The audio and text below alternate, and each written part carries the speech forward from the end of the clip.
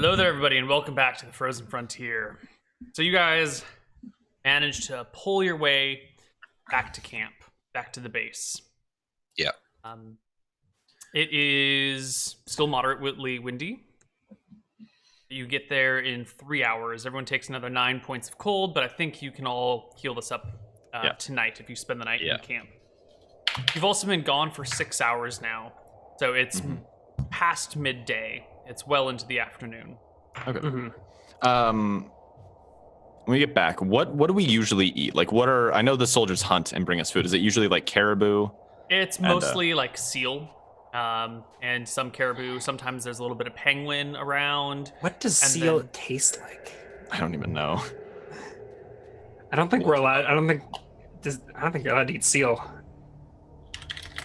I don't know I don't think seals are protected, but you might need a special hunting license. They absolutely. Marine mammals are definitely protected in like California. Okay, the quote I got back is it's a different meat, but if you like different wild meat, you'll like seal. So I think they're edible. A taste that's equal parts gamey and fishy. That's this not just a great sounds description. delicious. Oh man. So, did you know that the Galapagos turtles were so delicious Yeah, that I read that. people couldn't stop eating them? Maybe we hunt turtles. Where There's not a lot of sea turtles in the frozen wasteland, though. It's a little cold for them. There could be snow turtles. Snow turtles. Oh. Maybe they're delicious. They're Galapagos snow turtles. covered in fur. Or pointed buck out in my yard right now. Really? Never any bucks out here. Yeah, we always get the female deer and the baby deer.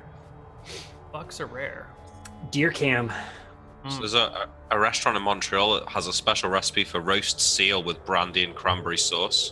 Wow. Okay, Sounds so pretty good. my point was more like we're just kind of like fishing for scraps, right? There's also some biscuits and stuff that gets imported from the mainland to mix in, so you're not just having a full meat diet. What's the cook's name? David or David. Okay, so I'm gonna go talk to David. Right, Ferris probably doesn't know that it's David properly, so he probably assumes it's David. Right. And he'll walk in with this kobold that he's probably like carrying over his shoulder. Oh, you got one of them. He spits on the ground. And I don't mean to step on your toes. I know you tend to do the cooking around here, but I've always been a bit of a chef in my spare time. See, I tried a little bit of Cobalt on our last expedition. Ferris starts describing the taste and how it's not particularly great, but it's very similar to dog if he's ever had that. And he kind of goes off on that. And he can we have this conversation outside, please? yeah, and Ferris will do that. He walks outside with you and shuts the door to the fort behind. And he describes his thoughts, if you add some paprika here and just giving descriptions of what he thinks would be good additions to make kobold meat quite delectable and add a little bit of variety to their meals here in the fort.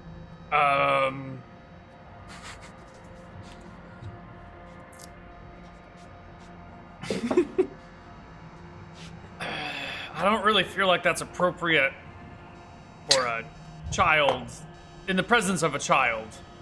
What do you mean? Well, with all the hubbubaloo, looks like the ship forgot to take Amelie again, so here she is. And I don't feel like eating kobolds is an appropriate thing to do in front of a small child.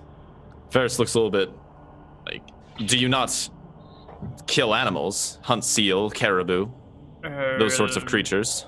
Yeah, but not intelligent creatures. You would call these creatures intelligent? What is the distinguishing factor between a kobold and a seal, then?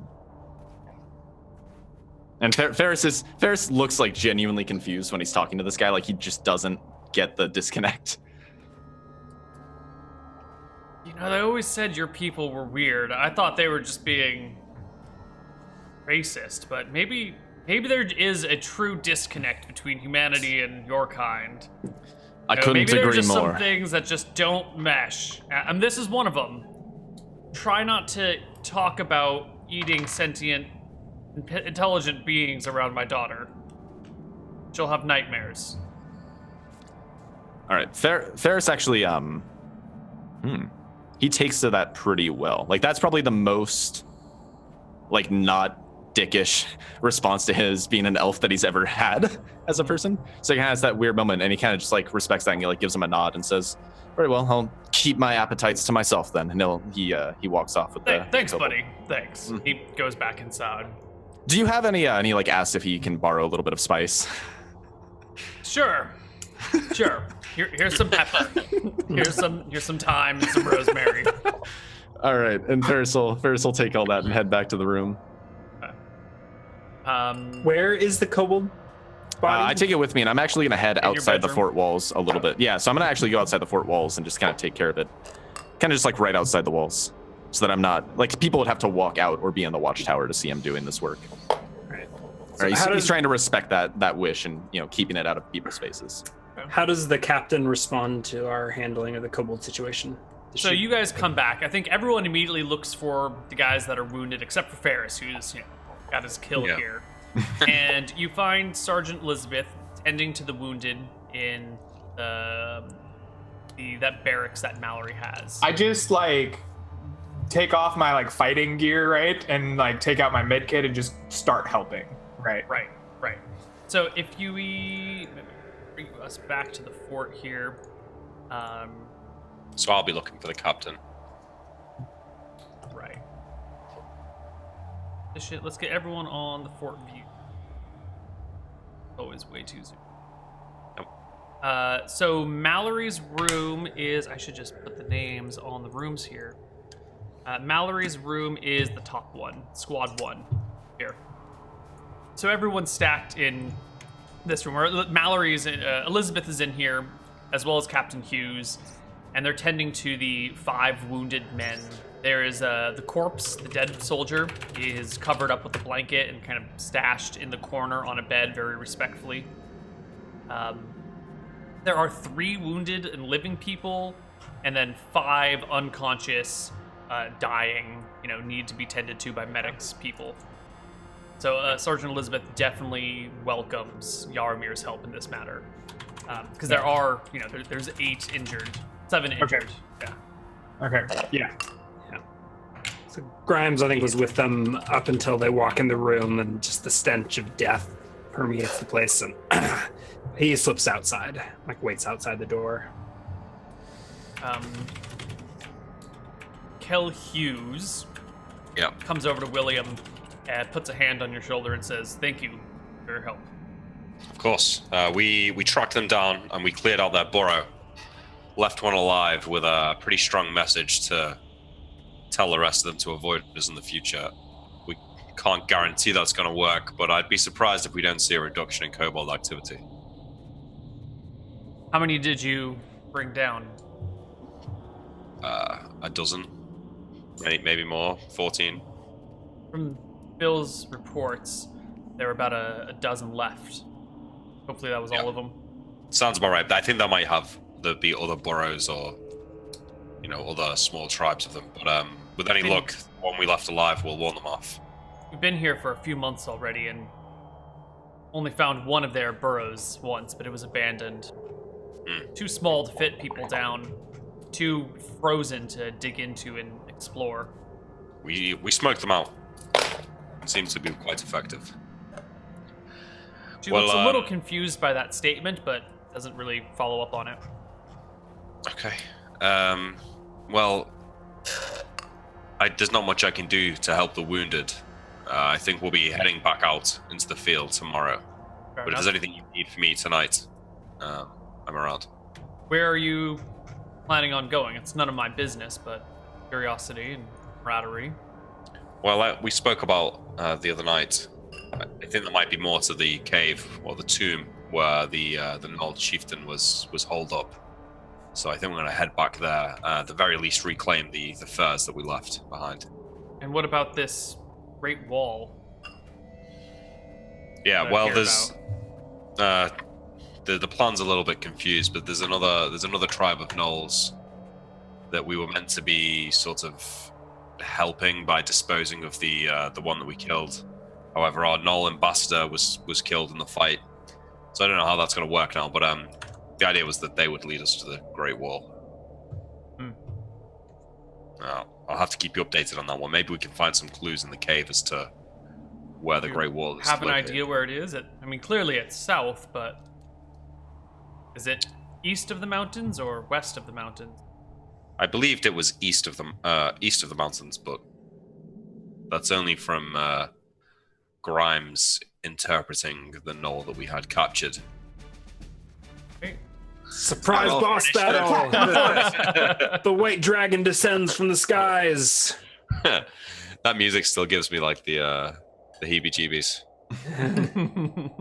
All right. I say, well, I it's hard to tell because all of this is secondhand information translated by Grimes from a skirt knoll. So, How does that man speak Cobalt? No. well, he's a criminal through and through. So who knows who he's He's a criminal? Were you not updated as to who I was bringing here? Yes, he's a well-known Oh, damn. cat burglar. Cat's out of the bag. You brought a burglar? The man is a skilled. Look, it wasn't my first choice, but Princess Sella recommended that I bring him along. I'm not sure what his relationship with her is, or why she felt inclined to suggest his name to me, but she did. And I'll be honest, next to the elf and the tattooed wizard, he seems to be the most sane of my companions. So I don't know. Don't hold his past against him too much. But I'm sure he's dealt with gnolls in the past, or goblins, or kobolds, or whatever, and who knows in what nefarious context. You can be sure, though, that I'm keeping an eye on him. As long as you think he can be trusted. I believe he can be. He lets it go. And I think it's time for the party to get together and figure out your course of action. Before the party gets together, I have things I'm gonna do. Oh, right, you have first- Amelie stuff. Yeah, the first thing I'm gonna do is just a quick bit of like me and Elizabeth. Like as people file out and it's just me and her, I begin like talking as I stitch people up and tend to their wounds, whatever. And I begin giving like very precise anatomy like lessons as I go. Anatomical. Thank you very much. I was struggling with that word. I'm just discussing like exactly like everything around like their wound and how you would get to it, and maybe it's like really disconcerting to the people that I'm tending to. Like it's the worst bedside manner, but like this is like part of my like sharing information with her. Like I'm teaching her of like what a surgeon might need to know as I go through that. Right. And I think as you're doing this, you find that her technique is fantastic. And while there are definitely things that you know she doesn't, it also appears there are things that she knows that you don't. And her like outright skill seems to surpass yours. Like looks like she's much more practiced and has probably gone through like a classical training in this sort of thing. That's kind of my expectation, right? Is I see her as the classically trained doctor, and I'm this like roots, like from the bottom of the populace, like holistic kind of healer that has learned a lot of like folk remedies, and maybe I have really intense anatomical knowledge because of like my study of myself and other people, and maybe some other things in my past we haven't brought up yet. But other than that, I'm not like really trained classically. So it's a meshing of like book study and practice. Right. So there'll be like an area where she's trying to stitch up a wound. You can like, hold on, we need to check the organ underneath here because underneath this wound is a blah blah blah. Yeah. So there's a trading back and forth on that. Absolutely. Are there any specific, aside from technical things, but personal things you want to exchange with her? With Elizabeth? Yeah. I begin kind of opening up to Elizabeth maybe a little bit more, since she seems to be fairly on a quid pro quo level with me. And as I kind of intermingle stories along with the physical and the technical, I begin telling her of a time I spent just outside of. I need to bring up your map. I spent just in a small village, just outside of a small village, outside of Matava and outside of Drekis. And I had spent time there with I just say my family. Mm-hmm. And how I was the healer, right? I was the healer of many villages in this kind of small area, but unfortunately they kind of cursed. They cursed me. They thought because of my appearance I was cursed, and eventually I had to leave, right? And I kind of like wind the story, like it's not just like a one-go story. I just kind of wind it through with like everyone else, maybe as like pieces of it kind of occur to me based on like similar wounds. I just give her this little glimpse into Yaramir's past. And she shares with you a little bit about her past as you guys are stitching these up. She says that she was born to a family of 9 children and 4 aunts, and her father owned a sugar refinery that supported their very large family for many years. But eventually hard times came down on them, and her mother and aunts took to like teaching to help make ends meet. As far as she knows, everyone's still alive and well, but she had this interest in medicine growing up and tried to become an apprentice, but no one would really take her up on that. People just kept overlooking her. And so eventually she joined up with the army as a way to like get into medicine, but it didn't work out very well with that either. So after a little while of being a medic, some troop shortage came through, and she just got like pulled from being a medic into just being a frontline soldier, and was there for a few years, and then the story gets lost, and you miss the second half of her story. Okay. So later that night, no, Amelie? Yes, at some point. I'd like to meet up with Amelie before meeting with the rest of the people. Sure. She looks a little bit nervous. Someone is dead and a lot of people are wounded, and so far this area has been cold and physically challenging, but this is the first time that this poor little 8-year-old is seeing dead and dying people and like hearing their groans and their screams while they're being operated on. Okay. So she is shaken. So I pick up on this. And I kind of look at her and I say, Amelie, I see you are having a bit of a rough time. Come, play with Yaromir some. We will lighten your mood. And I kind of sit down and say, how about some stories today? And I tell her a story about Falumbra that I learned in my time with the I'm just going to call them the Martha cult. I tell her of how you'll see when people are born, your soul comes down from sky. You are a part of universe. Everyone and everything is connected. You come here, you live by grace of gods and by men. You have long life. Eventually, when Vorasi comes to take you, your soul does not end here. You see, you are a piece of Falumbra, as am I, as am all of us. And you are lifted from this place that we live, and you go rejoin aunt, uncle, mother, father in sky. You rejoin Falumbra in peace, in great happiness with all relatives and friends you've made, waiting to be born again, to live another time. Right, and I kind of just like use my folklore of this to try to comfort her. She chimes in at some point asking that if she dies, will she be able to see her mother again?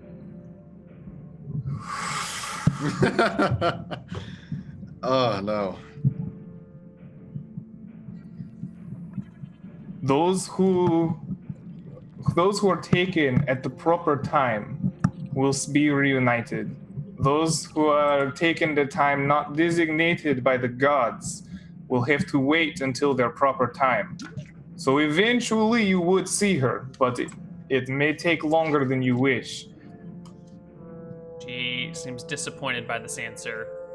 And if anything, more depressed after Yaramir's story hour. Shit.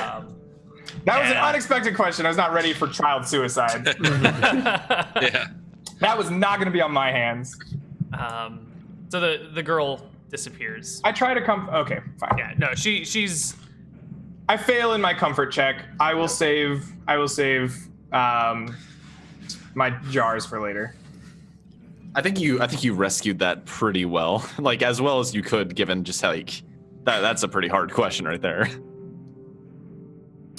So the party gathers that evening. Yeah, Ferris actually, I mentioned that I wanted to like cook this Cobalt, and he like tries spicing it, and he tries a lot of things. He's gonna bring in multiple plates, and anyone who's in the room, he's gonna offer some of this meal to it. You tell them what it is. Oh yeah, no, I told them it's Cobalt. I tell them I've been perfecting the recipe, and I've tried a little bit of it, and honestly, I think it's quite delicious. Where did you cook it? Right outside.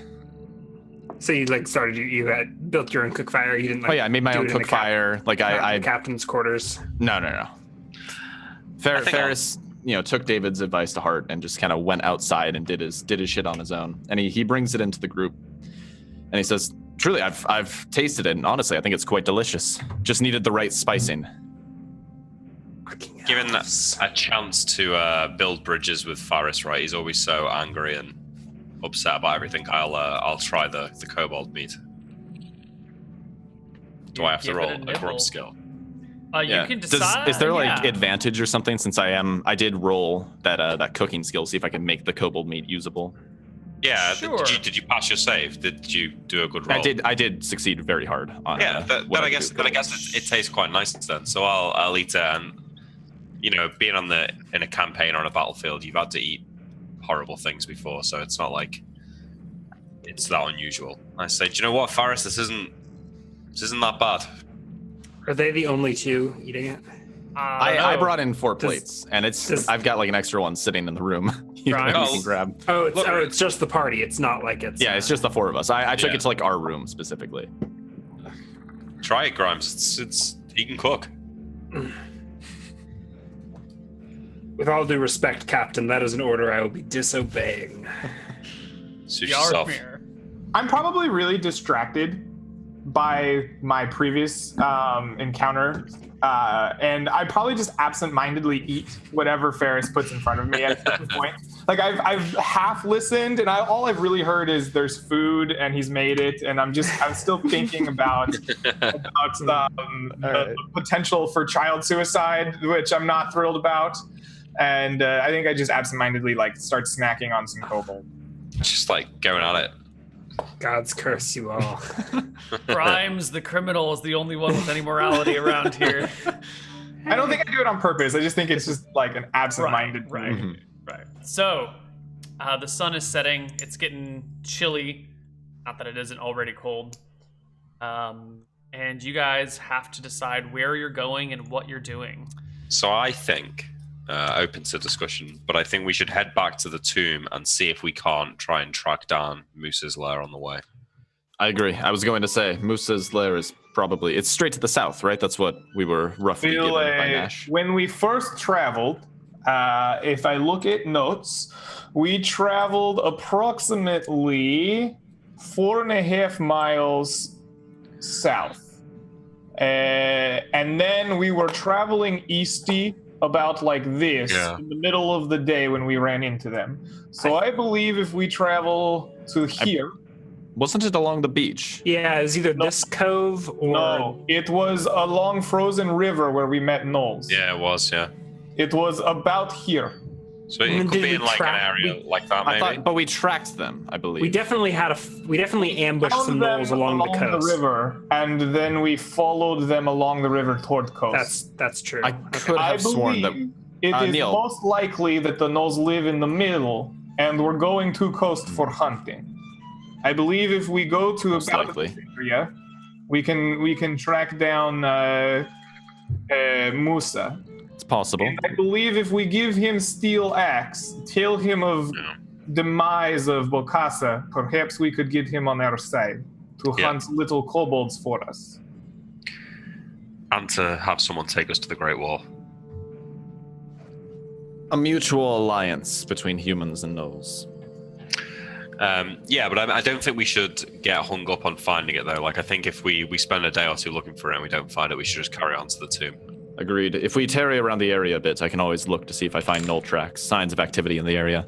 Yeah. And if not, we can just continue on our way. And then I mentioned the fact that, there could be an old lost town near the base of the mountain where the tomb was. Because it's unlikely that they'd just build out in the middle of nowhere. They probably built it near a town. So maybe we could search around the base of the mountain for something like that as well. So the plan is to go to the big brown circle, search that for a few days, and then head back towards the tomb. Maybe not Maybe that not even a exact few circle, days, but yeah. but yeah, something like that. Maybe search it for a day, camp out there, and then because if we camp in that area, there's a good chance that we might get attacked by gnolls, and that's the best way to find it, right? We just capture one and tell them what we're trying to do. Show him Sanko's. We could weapon. probably avoid a fight entirely with our null speaking comrade here. Yeah. So if we can make ourselves look like an easy target, I suppose that's the easiest way to find them, maybe. But yeah, I think look for Musa and then resolve that and then head to the tomb. Okay. That's about 27 square miles within this circle. It's about 6 miles across. Yeah, I imagine our goal. I would cut that circle in half. I don't think we should. I'm just gonna start drawing. You can get rid of it. I think everything like this side we don't need to look at.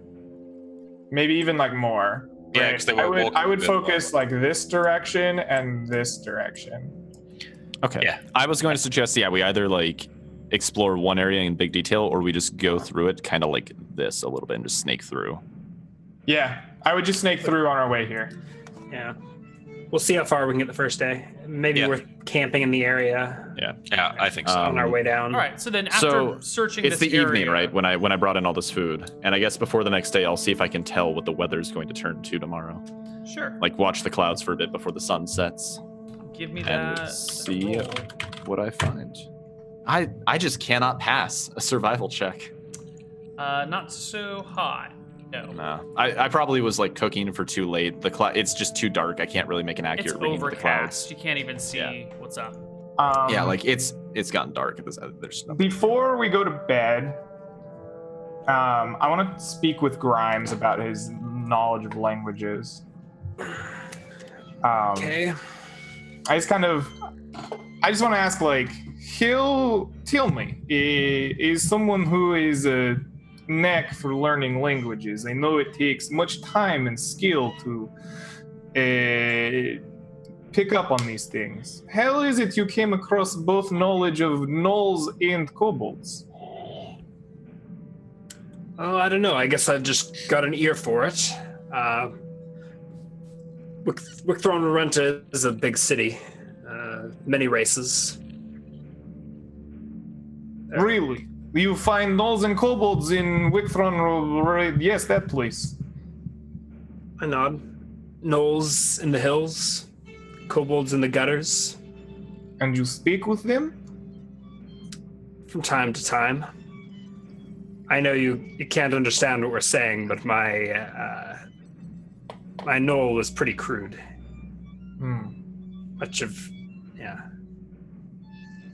It is very interesting that you among men decide to speak with monsters. I have not heard of anyone else who has spent time learning language of creatures that seek our death. You have studied much Elven, have you not? I have, yes. Are you saying elves are monsters? No, but they seem to seek our death. This is a fair point. I find Gnolls have society like elves. Elves have been around for generations. They have societies, whole nation of elves. Is there a nation of kobolds, gnolls? they have society, but not like elves.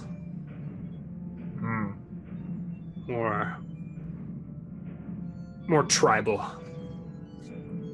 pacts. It's very interesting. You'll have to You'll have to take me when we get back to a place where gnolls and kobolds speak with humans and not immediately fight them. I find it very interesting. I didn't say there wasn't fighting. So you learned their language as you fought them. You are a very talented man. Or rather, learned my language to not fight them. So, you guys are gonna, next time on Frozen Frontier, we're going to scout out this purple area, this brown area. Mm-hmm. Then head down back to the crypt. Yep. And look in search of more Either secret places in the crypt itself or nearby locations of interest. And we want to give our symbologist a chance to inspect the tomb. Yeah, and at the very least, just bring back the furs. Yeah. I think we've also got a stash of fur. Don't we need to wait for the sled to be finished before we can go, in that case? There isn't. Oh, right. Well, the sled is being worked upon yesterday and today. It should be good to go by tomorrow. Okay. Really? It should be. I don't know why. It's I mean, it is a primitive practice version of the boards, sled. Yeah, it's literally just like... Yeah, When the next they're morning just playing comes- some boards and nail them together. When the next morning comes, I'm gonna memorize Detect Magic. And I'm gonna stare at Grimes a little bit. See if he's got a babblefish. Babblefish. Yes. No. Babblefish. Okay. Hitchhiker's Guide to the Galaxy. Yes. Yes. So then we will pick up not next weekend, because I'm unfortunately out of town, but the weekend after that. It's going to be the 23rd, as long as everyone else can make that date, which we'll plan Should be offline. Wait, the 23rd of July. Oh, wait, of July. Yeah, no, actually, that probably works, mate. Should be fine. Yep. And then we'll see you guys head to the tomb, recover your gear, and then hopefully set out from there. Are you just gonna go get the stuff from the tomb and bring it back, and then head out again? Seems kind of like a waste of a. No, I think that'll I'm like the tomb is what we'll go to before we go back, right? So like Yeah. we we'll might get explore the sidetracked. area around the tomb, but then like we'll visit the tomb before we head back. I think it the depends plan. as well. I think if we get back to the tomb and our rations are untouched and all the stuff's still as we left it, then we can start to think of it as like a staging ground. Whereas if we go back and there's monsters in there and stuff's been messed with, then obviously it's not safe. Yeah. How expensive would it be to buy people? I mean, like Is more it soldiers, legal in Drek? more Oh. soldiers for the fort, but instead of in the fort, put them in the tomb. Yeah. Big expensive, There's right? I gave you a list of like possible things you can buy. Were there people in there?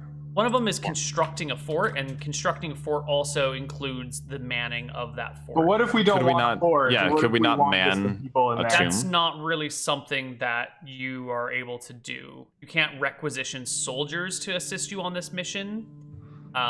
This is I think what he means is, like- preliminary searching of this section of the world, and the kingdom is not willing to risk too many lives on this mission until it can be proven to be what was the word I'm looking for?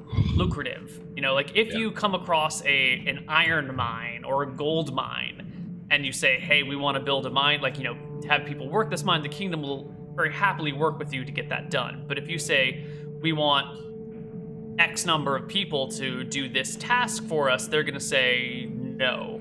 What if we say we want to build a fort, but we don't need any of the materials or crafting? We just have We can them just ready to occupy go. the tomb. That's the sort of thing that you might actually have to go back to the mainland to discuss with them. That's like Sure. it's not something that's easily done. Sure. We can't hire like a blacksmith, right? Yes, you can import a blacksmith to live in Fort Wick. You'd actually Okay. have to expand the fort to give them more room because there's Sure. like, not enough housing Yeah. there. But yes, you can bring individual, specific, skilled people, but not just like general soldiers to hold down an area. Okay. Yeah. Cool. So that is it for this week's Frozen Frontier. We will see you in 2 weeks. Experience? Ooh, yeah. Neal. Okay. So there is a large kobold slaughter that went down. Yep. It was almost so one-sided as not to give experience, but I think that you What? did send them away with a... They were armed. They posed a threat. Yeah, it was only because our plan was almost so good. too unthreatening. Almost. But you did send them packing with kind of a message to leave your people alone. Yaromir learned a bunch of spells. Mm-hmm. Do we get to split that experience? Maybe sort of, I don't know. You guys survived your first blizzard and kind of learned about how brutal and devastating it can be out here. One other thing that I wanted to do. It's a minor point, so I'm going to only give a little bit of experience for it. But you did learn the tenacity of kobolds to set ambushes. I think that's one of the lessons that gets talked about in the fort, is that the kobolds clearly planned this ambush alongside the road of where the caribou were going, because they hopped from either side and from snowdrift. So it was like a clearly planned out ambush. And I think that is something that is worthwhile to you as characters, but also as experience to know that these creatures are smart enough and well organized enough to plan these things. We did a bunch of good role-playing today. Let's add in a bunch of role-playing experience and divide all of this by 4. So everybody can take home 542 and a half, because I know you guys love your halves, experience. I'm sorry, can you say that again? I was distracted. 542 and a half. 542 and a half. Awesome. So for most of us, that will bring it to 6231.75. No. 597, shouldn't it? No. Total experience. Sorry, 6,000. Right. 231.7. 542. Which will level Grimes. You've got the 10%, don't forget, on the 542 as well, I mean. Equals. Yeah. So 596.75 plus. Round that up. 3, 5. Round that shit up. I'm going to go ahead. 6231.75. Yep. I guess I will go ahead and roll my HP. Ooh, well, let me bring up the dice camera. Ooh. You ready? Yeah. 6. Oh god, Take it was cut off, but a 6. That's nice. That's very good. Yep. And I think I get some new proficiencies. I get thief skills, which I'll deal with this week. So I think for my weapon proficiency, I'll probably get dual wielding at this point. Although getting a better main hand, 2-weapon fighting. Which I think mechanically that's the best. Although I think getting a better main hand at some point, so maybe an axe proficiency next time. Okay. Yeah. And for non-weapon, if we can work it in to the story now that Nash is gone, I may want to try and pick up skiing, but we'll see if that works out. So I'll leave the slot open. Sure, if you can get the skis and put in practice with them and kind of figure out how to work them, you can get the skiing proficiency. But without a teacher, you're going to have to do some. It'll have to be the focus of time. Yeah. Did Nash mention skiing? I don't think he ever did, but maybe you remember a conversation with him? I can't. I don't know. Maybe. Awesome. All right. And Grimes, you have 100 points to put into your thief skills, right? Is it 100 each level? It's 100 points with each skill taking the number of points it needs to get to the next level. So if it's 15, it needs 16 points to get to 16, and then 17 to get to 17. So take, was that 33 to get to there? Yeah. So I'll deal with that math over the week. I think that's it. Cool. We will see you guys in a couple of weeks. Okay, guys. Discussion thread is going up right now. Sweet. Awesome. Good week. Good discussion thread last week, by the way. Yeah. Yeah, it was. All right. That's it. We'll see you guys in a couple of weeks. Bye. Bye-bye. Bye.